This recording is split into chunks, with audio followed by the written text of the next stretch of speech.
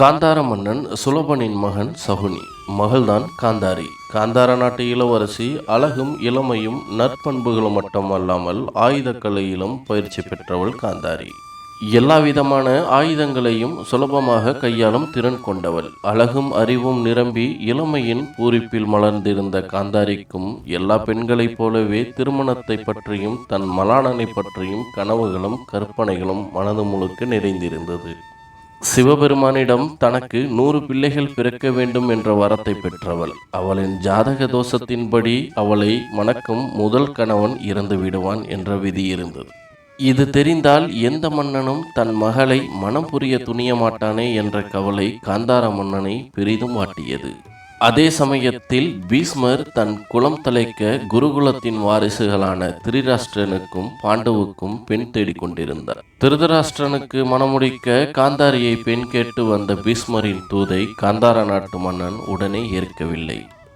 அறிவும் அழகும் ஆற்றலும் நிரம்பிய தன் மகள் ஒரு கண் தெரியாதவனுக்கு மனைவியாவாதா என்ற எண்ணம் அவனை வாட்டியது. அதன் பின் குருகுலத்தின் அருமை பெருமைகளை மனதில் கொண்டு பார்வையற்ற திருதராஷ்டிரனுக்கு தன் பெண்ணை மணம் செய்ய சம்மதிக்கின்றான்.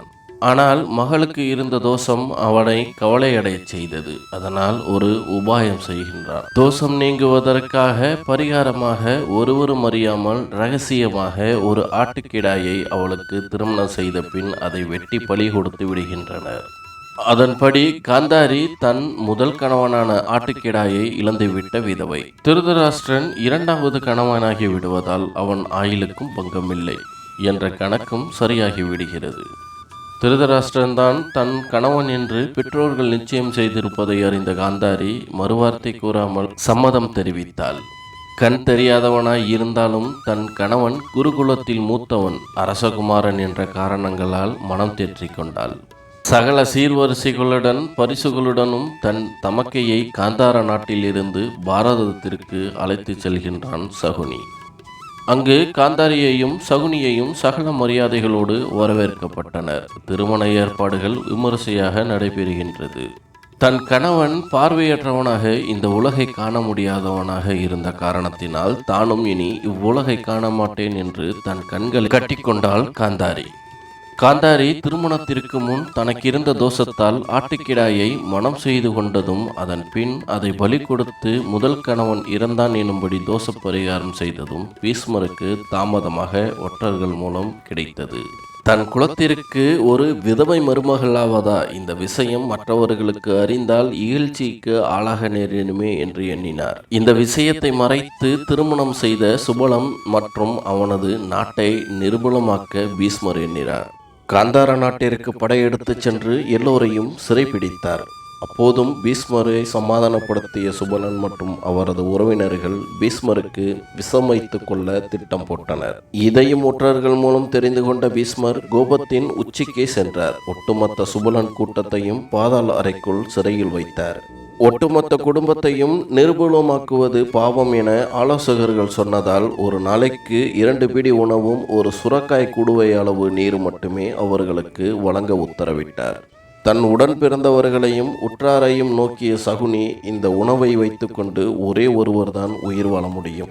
மற்றவர்கள் ஒருவருக்காக உயிர் தியாகம் செய்துதான் ஆக வேண்டும். இல்லையென்றால் அனைவரும் அழிந்து போவோம். யார் உயிர் வாழ வேண்டிய நபர் என்று நமக்குள் முடிவு செய்யுங்கள் என்றான். சிறிது நேர ஆலோசனைக்கு பிறகு சகுனியின் தந்தை சுபலன் அறிவில் சிறந்த சகுனியே உயிர் பிழைக்க வேண்டும். சகுனி தன் உயிரை பீஷ்மரின் குலத்தை ஒழிக்கவே பயன்படுத்த வேண்டும் என்று கூறினார். அவர் சொன்னது அனைவராலும் ஏற்றுக்கொள்ளப்பட்டது. அப்படியே ஒவ்வொரு நாளின் உணவும் சகுனிக்கு அளிக்கப்பட்டது. அவன் கண்ணெதிரிலேயே ஒவ்வொருவராக பசியால் செத்து விழுந்தார்கள். தந்தை சுபலன் மரண அவஸ்தையில் இருக்கும் பொழுது சகுனியை அழைத்து அவனின் வலது காலை அடித்து உடைத்தார். சகுனி வலியால் துடித்தபோது உன் ஒவ்வொரு அசைவின் போதும் இந்த மரணங்களை மறக்கக்கூடாது. பலிக்கு பலி என்று அலைய வேண்டும் என்றார் தந்தை. மேலும் அவரது வலக்கையை ஒடித்து கொடுத்து இதில் இருக்கும் எலும்பை கொண்டு தாயக்கட்டைகளை உருவாக்கிக்கொள். சூதாட்டத்தில் சிறந்த உனக்கு இந்த தாயக்கட்டைகளே வேண்டிய எண்ணை கொடுக்கும். இதை வைத்துக்கொண்டு குரு வம்சத்தை அழித்து விடு என்றார். அதன்படியே அத்தனை உறவுகளையும் இழந்தான் சகுனி. பல வருடங்களுக்கு பிறகு அனைவரும் மாண்டிருப்பர் என கருதிய துரியோதனன் சிறைச்சாலையில் புகுந்து பார்த்தான். துரியோதனன் மேல் ஆத்திரம் பொங்கினாலும் சகுனி அதனை அடக்கிக் கொண்டான். அன்பு மருமகனே, நீ எனக்கு எவ்வளவு பெரிய உபகாரம் செய்திருக்கின்றாய். இந்த கயவர்கள் அனைவரும் சேர்ந்து காந்தார நாட்டின் பட்டத்துக்கு உரியவனாகிய என்னை ஒழிக்க திட்டம் போட்டிருந்தனர்.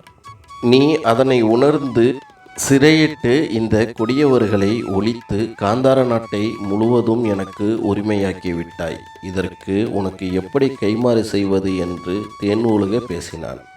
துரியோதனன் அவன் பேச்சை அப்படியே நம்பி விடுதலை செய்தான். சகுனி தன்னந்தனியாக சூதே உருவாக வெளியே வந்தான்.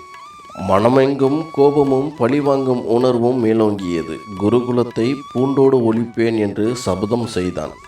தீமையின் வடிவான துரியோதனின் ஆலோசகனானான். வீணான மோதலை உருவாக்கி கௌரவ பாண்டவ யுத்தத்தை உருவாக்கி தனது சபதத்தை நிறைவேற்ற இறுதி வரை போராடினான்.